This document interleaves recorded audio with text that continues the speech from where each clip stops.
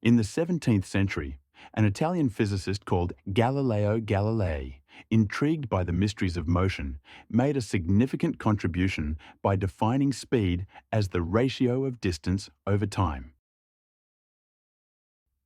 I'd say that this is the most useful equation when it comes to motion analysis.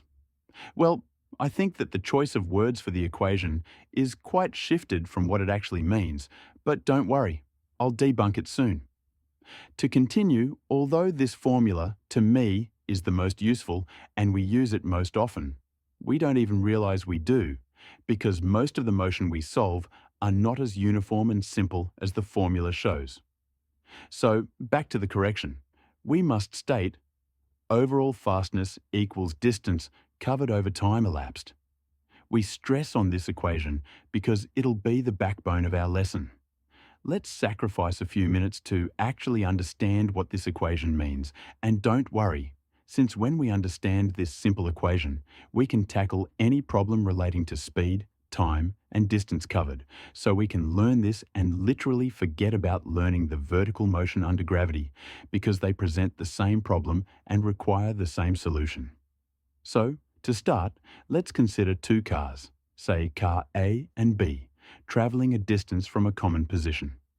In this case, we can clearly see that each car moved in a unique manner such that car A moved with a constant velocity throughout, while car B started from zero and accelerated to a stop.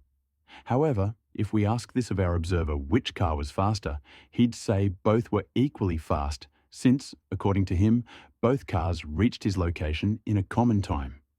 So, what this means is, it does not matter how a motion was being taken and how non-uniform it was, overall fastness always cares about the fact that you could cover a certain distance in a given time.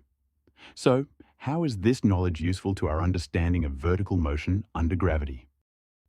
Firstly, let's deal with determining the distance when other parameters, time and overall fastness, are known. Also, let us limit ourselves to shooting from the ground upwards. Don't worry, we can apply the knowledge to the rest of the motion types.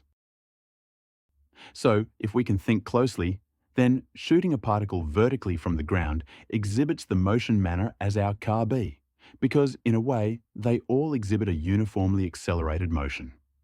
Considering our formula, distance will equate to overall fastness multiplied by the time elapsed.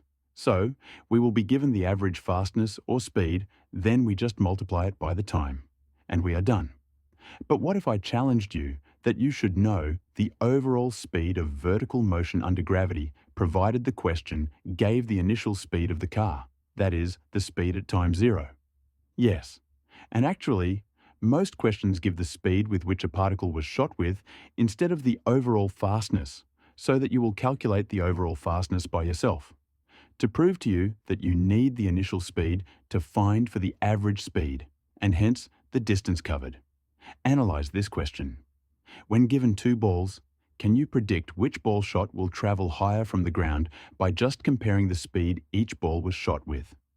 If your answer is yes, then just maybe, we might need only the initial speed and maybe some constant to calculate the distance covered.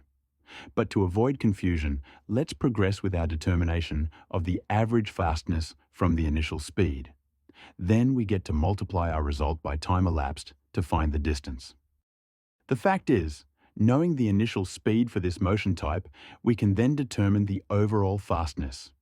So, the formula is literally the mean of all the different tiny speeds that were exhibited by the car, which at the gross level is equal to initial speed plus the final speed divided by 2. To prove to you that using only the endpoint speeds work, let the following numbers 2, 3, 4, 5, and 6 be a uniformly accelerated set of instantaneous speeds. Hence, let's find their mean. Their mean equals the sum of 2, 3, through to 6, divided by 5 numbers in our case.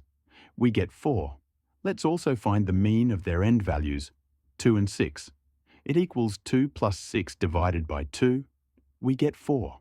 So this proves that we can also use the initial and final speeds only to find their mean. Notice that this only works when the rate of speed increment, acceleration, is constant. The resultant mean speed would be that speed which would be used for our formula, speed multiplied by time. We found for the mean of the various accelerated speeds achieved by the accelerating particle. Otherwise, we would not have had a fixed speed to calculate for our distance.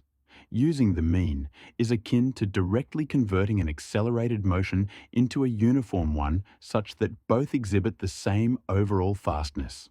So, considering our gravity motion, our final velocity would always be zero, and our initial velocity would be given. So their mean will be the initial plus 0 divided by 2, which equals to the given initial speed divided by 2. Now, we just multiply this result by the time, and then we get the total distance covered. So, now the new equation states, total distance covered from the ground equals initial velocity divided by 2 by time used. But remember, you concluded that when we know our initial velocity, we must be able to predict our distance covered. So, this means that the time in our new equation can also be written in terms of our initial velocity. And we are going to be real quick on this because it's something extraneous. Using Newton's first equation of motion, then v equals u plus at, where v equals final velocity, u equals initial, t equals time, and a equals acceleration. In our gravitational motion case, v is always 0, and a is -10 since it's a deacceleration when moving away from Earth. Then 0 equals u minus 10t.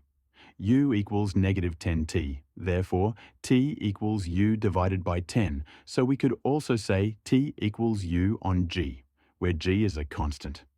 Wow, my prediction just happens to be true. So, summing it all up, then d equals u on 2 times u on g, then d equals u squared on 2g. With change of subject, the equation distance equals initial speed divided by 2 by time can be manipulated to obtain all the other parameters a question may ask.